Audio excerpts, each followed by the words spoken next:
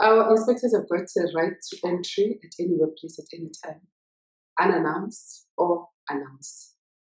The reason that we prefer to announce inspections, particularly mega blitz inspections, is that from experience, we've learned that if you do not announce that you are coming, you will be met with all sorts of challenges. First of all, there won't be documents that you need for you to be able to conduct a comprehensive inspection. Remember, our inspections are highly administrative in nature. So, for instance, when you look at occupational health and safety, for instance, as an act that would be testing the compliance level, first of all, we're going to look at the risk assessment, which usually is a very comprehensive document.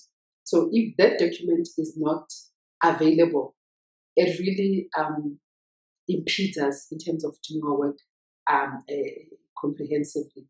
And you find that, just talking about the OHS Act, there are prescripts that say every workplace that is designated has got a certain number, 25 or above, of employees must have a health and safety committee. So we don't take just the word of the employer for it. We just want to see in reality that such committees exist. I mean, what will tell us that there are committees in place are documents. Have these people been appointed? Are the appointment letters there? Are the minutes available that show that these health and risk committees are not just appointed on paper, but they really exist? So all those things, we get into the employment equity space. We want to see comprehensive employment equity plans. So I can go on and on about the type of documents that you need. For instance, in the BCA space, we want to see contract of employment. We want to see pay slips. We want to see all those things. So if you don't make prior arrangements, and I'm saying this from experience, you'll find that you walk into a workplace where they'll tell you we don't have a single document. So you'll be there, and you can carry on with your inspection, but it's not going to be effective because the documents that you need for you to conclude an inspection wouldn't be in place. So it will mean that at some point you've got to go back. And in some instances, they will tell you the CEO is not around. We've been in workplaces where you find not even a single manager will be available.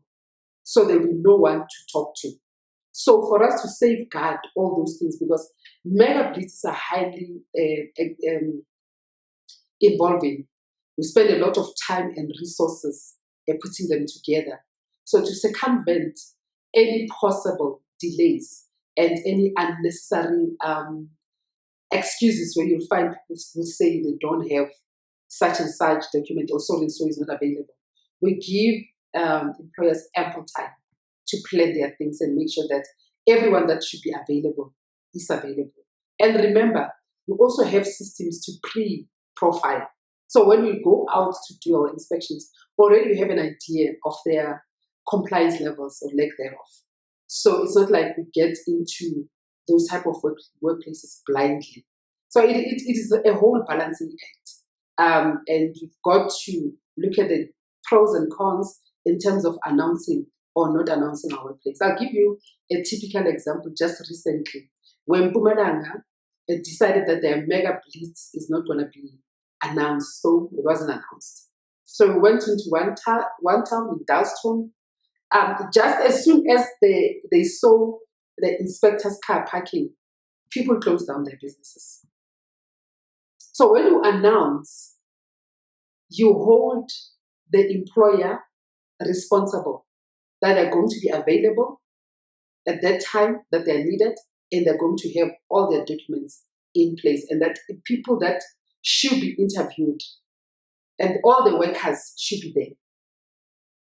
So I hope that clarifies the matter. However, where we pick up that there are things, and you can tell we've been in the business of inspection for quite some time, where people go on a cleaning spree, you can tell that there's no culture of compliance, because there's no amount of quick cleaning that is going to take away certain things. So where there's no culture of compliance, you pick it up very quickly.